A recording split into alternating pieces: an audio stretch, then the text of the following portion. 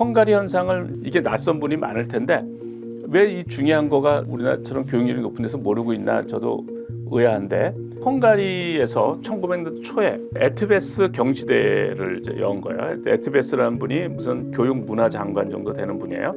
아주 어려운 이제 문제를 이제 애들이 푸는 거죠. 그 에트베스 경시대에 좋은 성적을 가지려고 이제 그 어떤 고등학교에서 선생님이 합의를 들여서 쾌말이라는 수학 월간지를 냈어요. 그러니까 매월 어려운 문제를 이제 낸 거예요. 그 학생들은 머리를 맞대고 풀었죠. 이렇게 했더니 어마어마한 천재들이 여기서 배출이 됐어요. 노벨상만 7명이 나왔고요. 그래서 어린 시절 어려운 수학 문제에 도전해서 오랜 시간 생각하고 몰입하는 방식으로 공부하면 탁월한 인재로 성장하는 데 도움이 된다. 제가 이제 50시간 몰입의 법칙을 할 때 다 이런 거를 고려를 한 겁니다. 이게 다 역사적으로 다 있는 거예요. 50시간 몰입의 법칙 네 번째 이야기를 시작하겠습니다. 50시간 몰입의 법칙이 말해주는 거는 어린 시절부터 오랜 시간 생각하고 몰입하도록 하면 영재나 천재가 될 수 있다라는 겁니다. 그걸 어떻게 하느냐, 구체적으로 어려운 문제에 도전하도록 하면 되는 거예요. 어려운 문제에 도전하도록 하면은 연속해서 이제 오랜 시간 생각할 수가 있겠죠. 그러면 이제 역사적으로 그러한 사례가 있느냐, 이거는 제가 제 개인적인 거 주변 얘기였어요.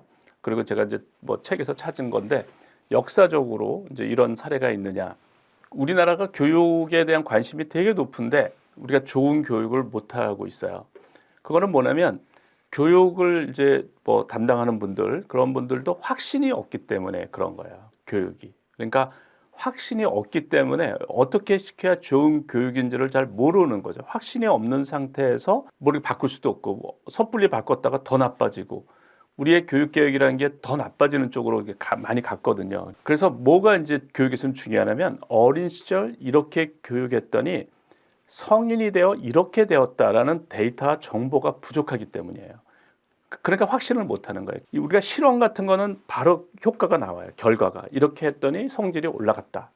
그러니까 즉각적으로 나오면은 이제 쉬운데, 교육은 뭐 10년, 20년 있다가 결과가 나오는 거예요. 그러니까 이렇게 했더니 얘가 성장해서 10년 후에 20년 후에 이렇게 됐다. 이렇게 되니까 이런 데이터가 없는 거죠. 그래서 이렇게 오랜 시간을 걸쳐서 연구하는 것을 종단 연구라고 그래요. 미국에선 이런 연구를 하죠. 우리가 스탠포드에서 뭐 마시멜로 이야기라든가 이런 연구들을 해요. 그래서 이제 이렇게 교육했더니 뭐 이렇게 됐다. 그런데 우리가 역사적으로 이 종단 연구에 해당하는 그런 사건들이 있어요. 그러니까 이거를 우리가 종단 연구로 쓰면 되는데, 그 중에 하나가 헝가리 현상이에요. 헝가리 현상을 이제 제가 국내에 처음으로 이걸 제가 알기로는 그래요. 그러니까 이게 낯선 분이 많을 텐데 왜 이 중요한 거가 사람들이 우리나라처럼 교육률이 높은 데서 모르고 있나 저도 의아한데, 이 헝가리에서 1900년대 초에 그 에트베스 경시대를 이제 연 거예요. 에트베스라는 분이 무슨 교육문화장관 정도 되는 분이에요. 그래서 에트베스 경시대가 아주 어려운 이제 문제를 이제 애들이 푸는 거죠. 서로 우승하려고 이제 열심히 이걸 준비를 했고, 그 에트베스 경시대에 좋은 성적을 가지려고 이제 그 어떤 고등학교에서 선생님이 라질로 라츠라는 선생님이 합의를 들여서 쾌말이라는 수학 월간지를 냈어요. 그러니까 매월 어려운 문제를 이제 낸 거예요. 그 학생들은 머리를 맞대고 풀었죠. 이렇게 했더니 어마어마한 천재들이 여기서 배출이 됐어요. 제가 이거를 조선일보 기자분에게 이제 소개를 해가지고 2017년에 이제 신년 특집으로 소개가 됐습니다. 노벨상만 7명이 나왔고요. 울프상 2명. 그거 외에도 또 어마어마한 천재들이 나왔는데, 여기에 이제 이 노벨상 수상자들이에요. 그리고 노벨상을 받지 않았지만 뭐 유명한 사람을 그러니까 레오 질라드라고 보통 얘기하죠. 이분이 폭탄을 설계한 분이에요. 그리고 뭐 폰 노이만은 노벨상을 받지 않았지만 뭐 어마어마한 천재죠. 에드워드 텔러는 수폭탄을 이제 발명한 사람이고, 폴 에르데시는 뭐 전설적인 수학자예요. 그러니까 수학자 중에 가장 논문을 많이 쓴 사람이에요. 1475편인가 어쨌든 수학자 중에 폴 에르데시 전에는 오일러가 가장 논문을 많이 썼다고 했는데 그 기록을 갈아치운 분이에요. 뭐 이렇게 어마어마한 천재들이 나왔어요.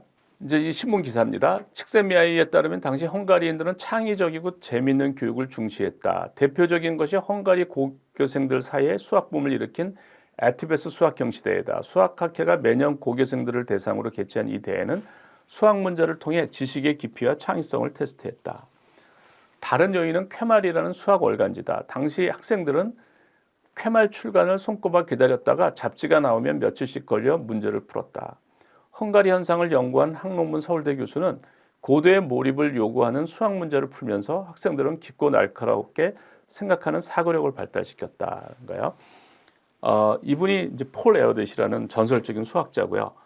원자폭탄을 설계한 분은 레오 질라드고, 레오 질라드가 이제 아인슈타인한테 설계도를 전해주고, 아인슈타인이 이제 미국 대통령한테 얘기해서 이제 맨하탄 프로젝트, 원자탄 그 개발 프로젝트가 이루어진 거예요. 이 수소폭탄을 개발한 분은 에드워드 텔러인데, 이분이 이걸 개발해서 이제 냉전이 종식이 된 거죠. 그래서 에드워드 텔러가 played a pivotal role in ending the Cold War. 그러니까 냉전을 종식시키는데 중추적인 역할을 했다. 그래서 이제 조지 부시 프레지덴셜 어워드를 받는 거예요. 프레지덴셜 메달을 받은 거예요.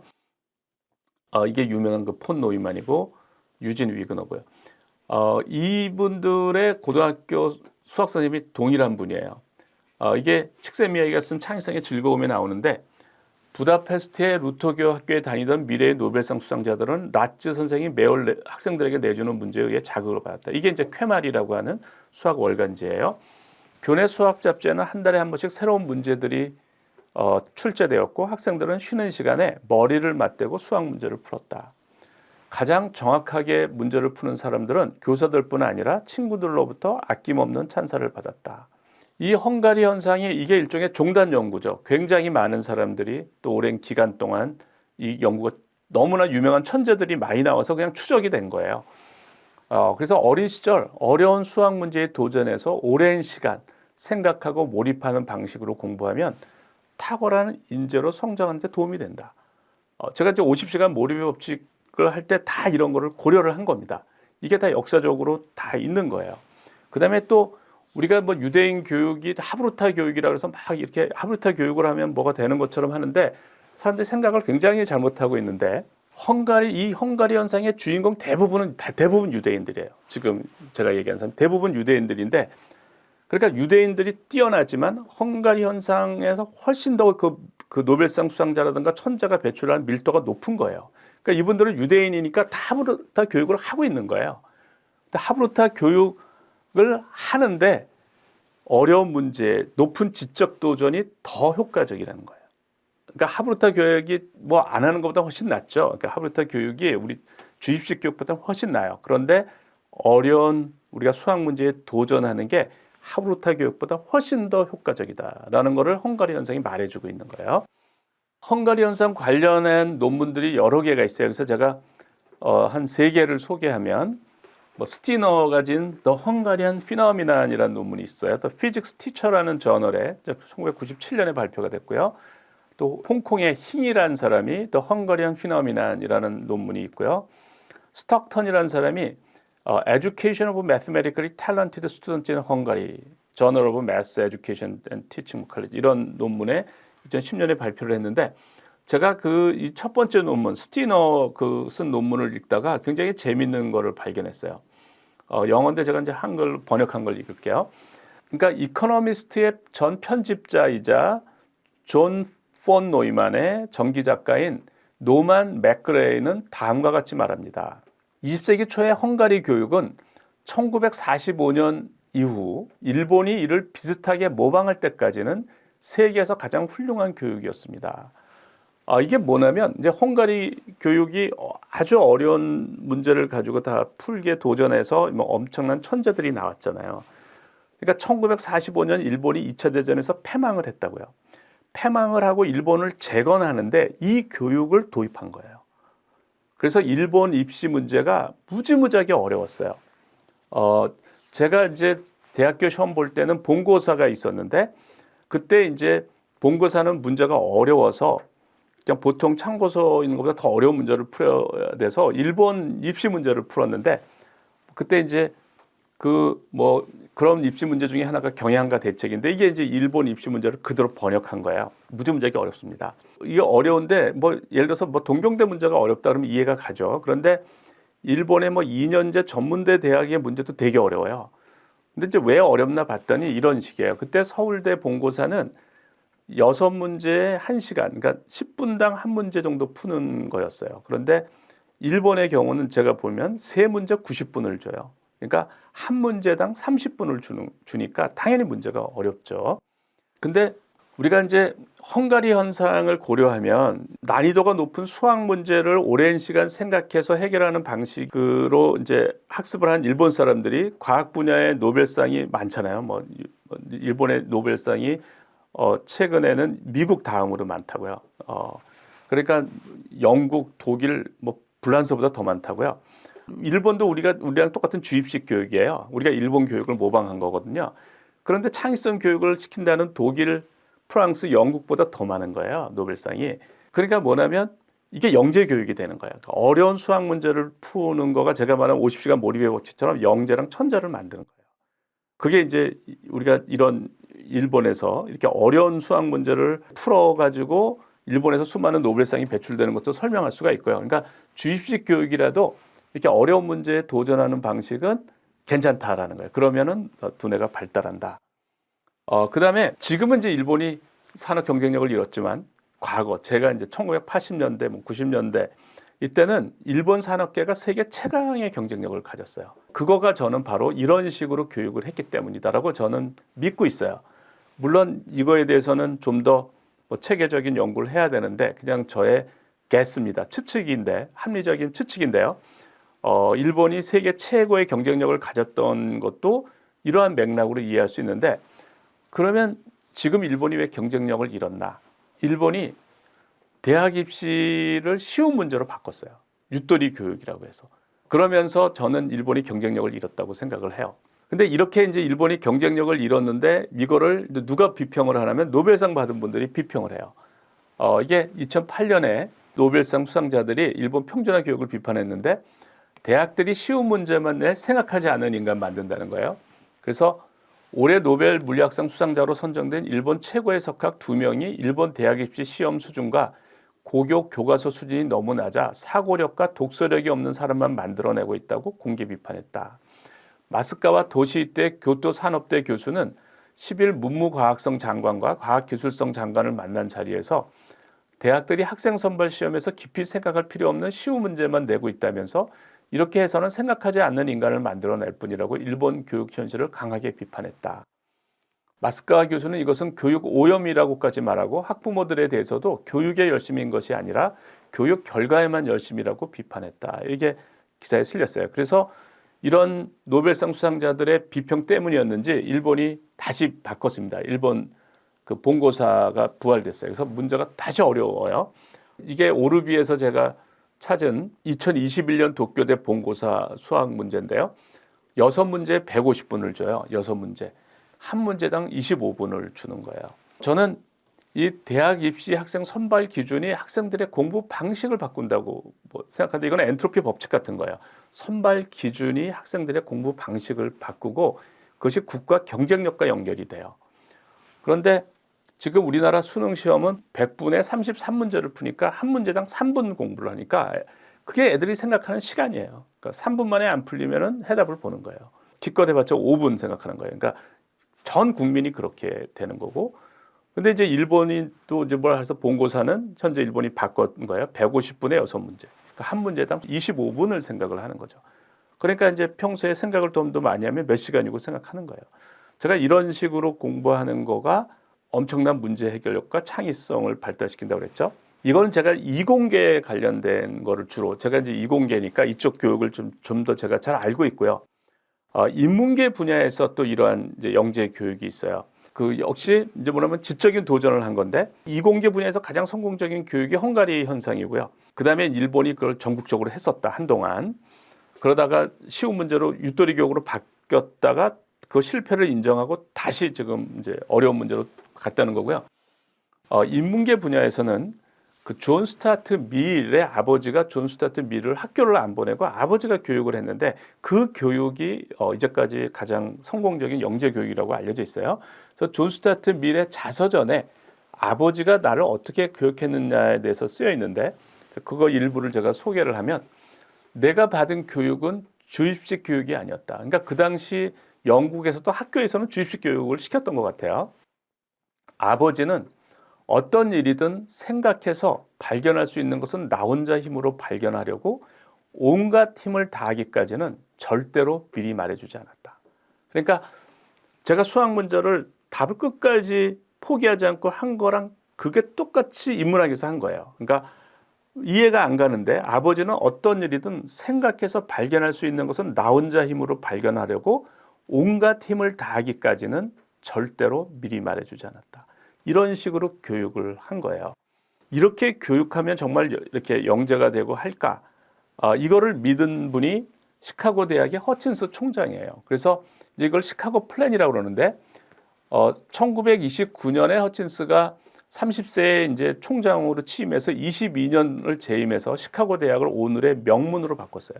그 당시 시카고는 형편없는 대학이었다고 그래요. 허친스 총장은 이제 어떤 기술적인 거, 어떤 직업적인 교육을 되게 싫어한 거예요. 그러니까 청소년에게 찰나적, 지방적, 직업적, 경험적 교육은 옳지 못하다고 강조하고 교양교육과 창의력에 역점을 둔 거예요. 그래서 고전을 읽게 시킨 거예요. 그러니까 존 스타트 밀의 독서법을 하면 누구나 이제 영재가 될 수 있다 이렇게 생각한 거예요. 그래서 이거를 Great Book Project라고 그러고 세계의 위대한 고전 100권을 읽게 시키는 거예요. 그래야 졸업이 돼요. 그러니까 한 학년에 25권을 읽어야 돼요. 근데 단순히 읽는 게 아니라 완전히 이해하고 읽고 필사하고 토론하고 이렇게 되는 거예요. 그러니까 2주에 한 권을 읽는 겁니다. 굉장히 힘들다고 그래요. 고전 독서 교육인데 이렇게 교육을 한 결과 90여 명의 노벨상 수상자가 배출이 됐어요. 졸업생과 교수진 합해서. 그리고 현재 6명의 노벨상 수상 교수가 강의를 하고 있다고 그래요. 특히 이제 뭐 경제학 쪽은 뭐 시카고 학파가 꽉 잡고 있어요. 이런 교육을 하고 있는 대학이 미국에 몇 개가 있는데 그 중에 하나가 세인트 존스 대학이에요. The Great Books Curriculum을 그대로 유지를 하고 있어요. 그러니까 수업 전에 300~400페이지를 읽고 수업 시간에 질문, 토론, 사유. 그러니까 여기에 슬로건이 Thinking Out Loud인데 토론을 하는 것도 생각을 하는 거잖아요. 그래서 소리 내어서 생각하고 토론하는 거예요. 이 학교의 홈페이지를 들어가 보면 이제 1학년이 읽을 25권, 2학년이 읽을 25권, 3학년이 읽을 쫙 있어요. 그래서 제가 1학년 프레시맨에 읽을 세인트 존스 리딩 리스트예요. A Great Books Curriculum이에요. 그걸 이제 일부를 소개하면 아실루스가 쓴 책들이에요. 아가멤논 뭐 이런 거죠. 리베이션 베어럴스 이런 거예요. 그다음에 아르키메데스, 아리스토파네스, 아리스토텔레스죠. 아리스토텔. 그다음에 아보가드로, 그다음에 클로드 베설렛. 그러니까 이런 사람들이 쓴 고전을 읽게 하는 거예요. 굉장히 어렵죠. 어려운데 그걸 끙끙대면서 생각하면서 지적인 두뇌를 발달시키는 거예요. 소크라테스란 공자가 유명한 이유는 뛰어난 제자들이 많아서 그래요. 그 얘기는 이제 이분들이 교육을 잘 시켰다는 거예요. 예를 들어서 뭐 소크라테스의 뛰어난 7제자는 안티스테네스, 아리스티포스, 에우클리데스, 파이돈, 플라톤, 아이스키네스, 크세노폰 뭐 이런 사람들인데 이런 뛰어난 이제 제자를 배출했고 공자의 또 뛰어난 12제자가 뭐 안해, 자로, 자공, 증자, 민자건, 여뭉, 염구, 자유, 자하, 자장, 유자, 번지 이런데 그러니까 어떻게 교육을 했길래 이것도 이제 종단 연구나 마찬가지예요. 그러니까 이 사람들이 이렇게 훌륭한 제자를 배출했다는 얘기는 이분들의 교육을 우리가 참고할 필요가 있는 거예요. 그죠? 어떻게 교육시켰냐? 그것도 잘 알려져 있어요, 지금. 소크라테스와 공자는 지식을 가르쳐 주기보다는 질문 등을 통해서 끊임없이 생각하고 몰입하도록 유도한 거예요. 그죠? 그래서 소크라테스의 삼파술이라고 그러죠. 가르쳐주지 않고 계속 질문을 해가지고 깨닫게 만드는 거예요. 공자는 또 뭐라고 말했냐면 배우고 생각하지 않으면 어둡고 생각만 하고 배우지 않으면 위태롭다고 그랬어요. 그러니까 지식을 습득하는 것도 중요하지만 생각하는 게 못지않게 중요하다 이렇게 얘기를 한 거예요. 그래서 이러한 교육을 이제 현재 뇌과학의 관점에서 보면 우리 뇌는 요구한 대로 발달하게 돼 있어요. 우리 뇌는. 그래서 축구를 열심히 하면 우리 뇌는 축구가 생존에 중요한 것이라고 간주하고 축구 실력을 향상시키는 방향으로 시냅스 배선을 만들어줘요. 암기를 열심히 하면 우리 뇌는 암기 능력을 향상시키는 방향으로 시냅스 배선이 만들어져요. 뭐 게임을 열심히 하면 게임을 잘할 수 있는 방향으로 우리 시냅스 배선을 만들어져요. 미지의 문제에 도전하면 미지의 문제를 푸는 능력을 향상시키는 방향으로 우리 시냅스 배선이 만들어지는 거죠. 그러니까 우리가 창의성과 창의력이 발달이 되는 거예요. 그러니까 우리 뇌한테 창의적인 문제 해결 능력을 발달시키라고 요구를 해야 돼요. 이거는 지적인 도전을 통해서 가능한 거예요. 그래서 우리가 공부를 할 때 아니면 교육을 할 때 어떤 지식을 전달하려고 하는 것보다 지식은 이제는 휴대폰으로 다 찾을 수가 있고 뭐 챗 GPT가 지금 나왔지만 앞으로 인공지능은 점점 더 발달할 거예요. 그렇지만 인공지능으로 학습되지 않는 거가 미지의 영역이에요. 그런 미지의 영역을 성큼성큼 갈 수 있는 창의성은 우리가 지적인 도전에 의한 교육, 그래서 두뇌를 발달시키는 교육이다라는 겁니다. 이번 강의는 이것으로 마치겠습니다. 예, 감사합니다.